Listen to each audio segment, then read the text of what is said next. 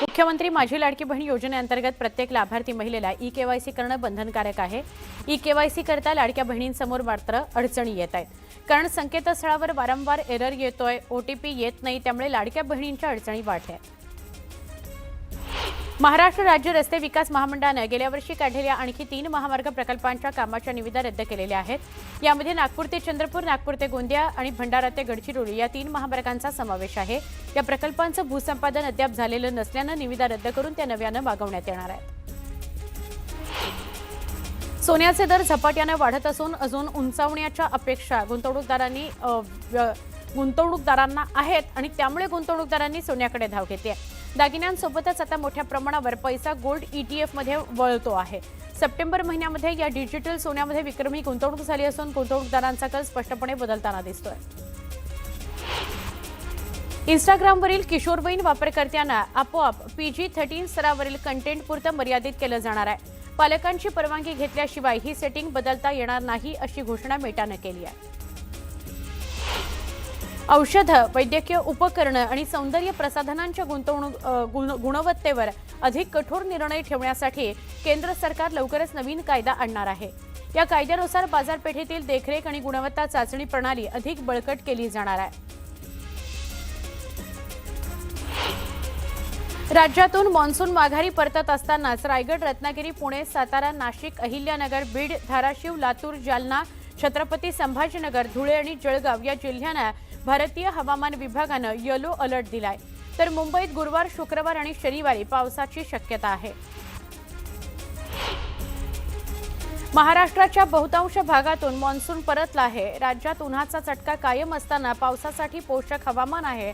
आज कोकण, मध्य महाराष्ट्र आणि मराठवाडा, विजांसह पावसाची शक्यता तिथं वर्तवली गेली आहे। येलो अलर्ट तिथं दिला गेलाय। उर्वरित राज्यात उन्हाचा चटका कायम राहील। तुरळक ठिकाणी हलक्या पावसाच्या सरी बरसतील असं हवामान विभागानं सांगितलंय।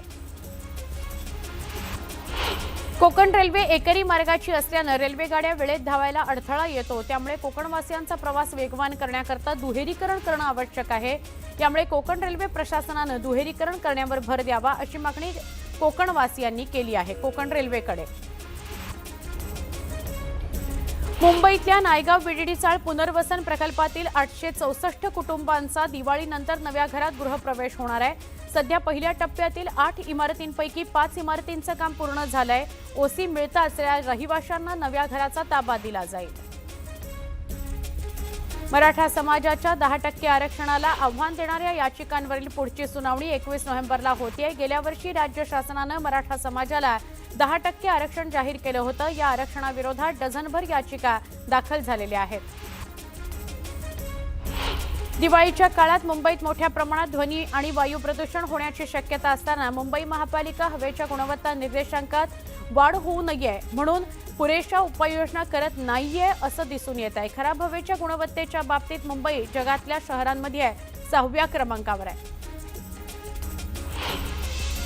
राज्य माध्यमिक आणि उच्च माध्यमिक शिक्षण मंडळानं इयत्ता 10वी आणि 12वी परीक्षांकरता 17 नंबरचा फॉर्म भरण्याची अंतिम मुदत 16 ते 31 ऑक्टोबरपर्यंत वाढवली आहे। अनेक विद्यार्थ्यांना नोंदणी करता न आल्यानं मंडळानं हा निर्णय घेतलाय, त्यामुळे त्यांना दिलासा मिळाला आहे।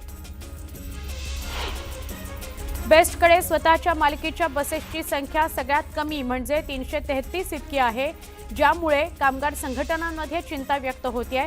संघटनेच्या म्हणण्यानुसार दर महिन्याला जवळपास 50 बस सेवेतून बाद केल्या जात आहेत। या वर्षाच्या शेवटी किंवा पुढच्या वर्षीच्या सुरुवातीला बेस्टकडे स्वतःच्या एकही बस उरणार नाहीत अशी शक्यता आहे। भुयारी मेट्रो 3 मार्गिकेच्या BKC वरळी CSMT मेट्रो स्थानकावर फीडर बस सेवा म्हणून मुंबई मेट्रो रेल कॉर्पोरेशनने खासगी कंपनीशी केलेला करार वादात सापडलाय। आधीच प्रवासी संख्या कमी होतीये, त्यात आर्थिकदृष्ट्या तोट्यात असलेल्या बेस्टच्या अडचणीमध्ये आणखी भर पडणार असल्याचं तज्ज्ञांचं मत आहे। सिटी फ्लो कंपनीकडून कमीत कमी प्रवासी भाडं 29 रुपये आकारलं जाणार आहे, ते बेस्ट बसच्या किमान भाड्याच्या तुलनेमध्ये तब्बल 2.5 पट अधिक आहे। दिवाळी अगदी 2 दिवसांवर आली आहे, त्यानिमित्त पालिकेने महत्त्वाची माहिती दिली। मुंबईत घर घेण्याचं अनेकांचं स्वप्न आहे, पण घरांच्या वाढत्या किमती बघता ते शक्य होत नाहीये।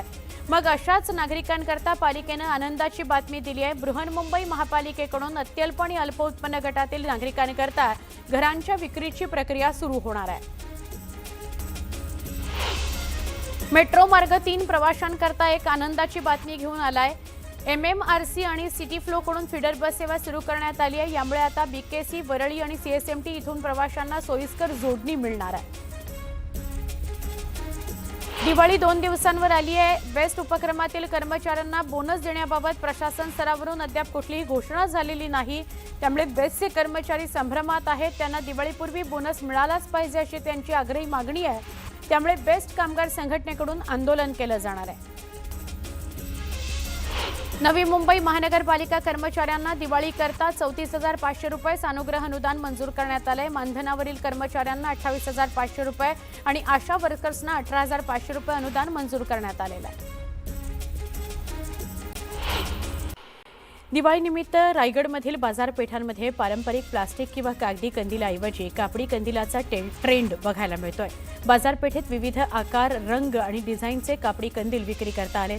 या कंदिलांना ग्राहकांचाही चांगला प्रतिसाद मिळतो आहे। वाशिममध्ये अतिवृष्टीने सोयाबीनचं मोठं नुकसान झालंय। त्यातही सोयाबीनला आता हमीभावापेक्षा कमी दर मिळतोय। केंद्र सरकारने जाहीर केलेल्या 5,328 रुपये प्रति क्विंटल एवढ्या हमीभावापेक्षा केवळ 3,500 ते 4,000 रुपये प्रति क्विंटल एवढाच दर मिळत असल्याने शेतकऱ्यांवर आर्थिक संकट ओढावलंय। अतिवृष्टीच्या कालावधीत धाराशिव जिल्ह्यातील अनेक शेतकऱ्यांच्या विहिरीत गाळ गेल्याने विहिरी बुजून गेल्यात। या विहिरीतील गाळ काढण्याकरता राज्य सरकारने विविध पॅकेजेस अंतर्गत 30,000 रुपयाची मदत दिली आहे। मात्र ही मदत तुटपुंजी आहे। सरकारने किमान 1 लाखाची मदत द्यावी अशी मागणी शेतकरी करतोय। हिंदुत्ववादी भूमिका घेणारे आमदार संग्राम जगताप यांच्या फोटोला अहिल्यानगरमध्ये दुधाचा अभिषेक करण्यात आला। संग्राम जगताप यांच्या समर्थकांनी त्यांच्या समर्थनार्थ फोटोला दुधाचा अभिषेक केला। धाराशिव जिल्ह्यामध्ये कळंबनंतर आता परंडा शहरातून बोगस मतदारांची तक्रार समोर आली आहे। परंडा शहरात राहणाऱ्या व्यक्तींची नावं पिंपरी चिंचवड इथल्या मतदारसंघात असल्याची तक्रार करण्यात आली आहे। तर एकाच महिलेचे फोटो आणि नावं 2 तर 2 नावं आणि एकच फोटो अशा गंभीर तक्रारी सुद्धा समोर आल्या। नागपूर महापालिका निवडणुकीच्या तयारीला वेग आलाय। 6 नोव्हेंबरला प्रारूप मतदार यादी प्रकाशित केली जाणार आहे। या प्रारूप मतदार यादीवर हरकती सूचना 14 नोव्हेंबरपर्यंत घेता येणार आहेत। 28 नोव्हेंबरला अंतिम मतदार यादी प्रसिद्ध होणार आहे। ताडोबा, अंधारी, मेळघाट, पेंच, बोर, टिपेश्वर, उमरेड, कन्हान आणि नवेगाव, नागझिरा या प्रकल्पांमुळे विदर्भात वाघांची संख्या 500च्या वर गेली आहे। ताडोबामध्ये वाघांची गर्दी हाऊसफुल झाल्यामुळे ताडोबा व्याघ्र प्रकल्पातील 2 वाघिणी लवकरच पश्चिम महाराष्ट्रातील सह्याद्री व्याघ्र प्रकल्पामध्ये आपला नवीन घरोबा तयार करणार आहेत। वाघांचा हेलिकॉप्टर प्रवास कसा राहणार आहे ते लवकरच बघायला मिळेल। छगन भुजबळांना वाढदिवसाच्या प्रसारमाध्यमाच्या कॅमेरांनी शुभेच्छा दिल्या। यावेळी भुजबळांनी कॅमेरामागे शूट करण्याची ॲक्टिंग करत अनोख्या पद्धतीने या शुभेच्छांबद्दल सगळ्यांचे आभार मानले। विनापरवाना फटाके विक्री करणाऱ्यांना महापालिकेने कारवाईचा इशारा दिलाय। सार्वजनिक ठिकाणी, इमारतीमध्ये तसंच गर्दीच्या ठिकाणी फटाका विक्री करणं यावर बंदी घातली गेली आहे। राज्यातील 5 समुद्रकिनाऱ्यांनी आंतरराष्ट्रीय दर्जाचं ब्लू फ्लॅग मानांकन पायलट प्रमाणपत्र मिळवलंय।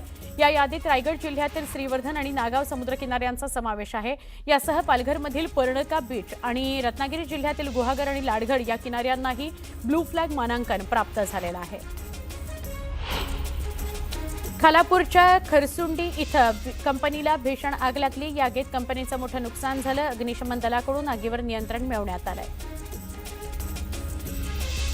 बनावट नोटा प्रकरणात आणखी एकाला अटक करण्यात आली आहे। कोल्हापूरमधून आणखी 6.5 लाखांच्या बनावट नोटा जप्त करण्यात आल्या आहेत। 500 रुपयांच्या 1,300 बनावट नोटा, त्याचबरोबर अर्धवट बनवलेल्या नोटा, कागदांचा बंडल आणि प्रिंटिंगचं वेस्टेज हे सगळं साहित्य जप्त करण्यात आलं आहे।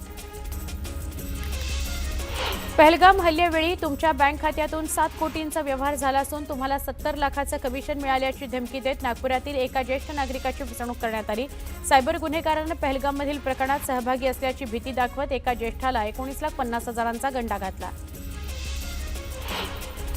आयोगाला बोलल्यावर देवेंद्र फडणवीसांना का झोंबतं? निवडणूक आयोगासोबत फडणवीसही वोट चोरीमध्ये पार्टनर आहेत। दोनों चोर है, मिल बांट के खा रहे हैं असा गंभीर आरोप मनसेचे जिल्हाध्यक्ष अविनाश जाधव यांनी केला। निवडणुकांमध्ये काहीतरी त्रुटी काढायची आणि लोकांमध्ये गैरसमज पसरवायचा हेच एक काम सुरू आहे अशी टीका श्रीकांत शिंदेंनी केली। निवडणुका अगोदरच 5-5 वर्ष पुढे ढकलल्या गेलेल्या आहेत, आणखीन किती पुढे ढकलायच्या असा सवाल श्रीकांत शिंदेंनी केला।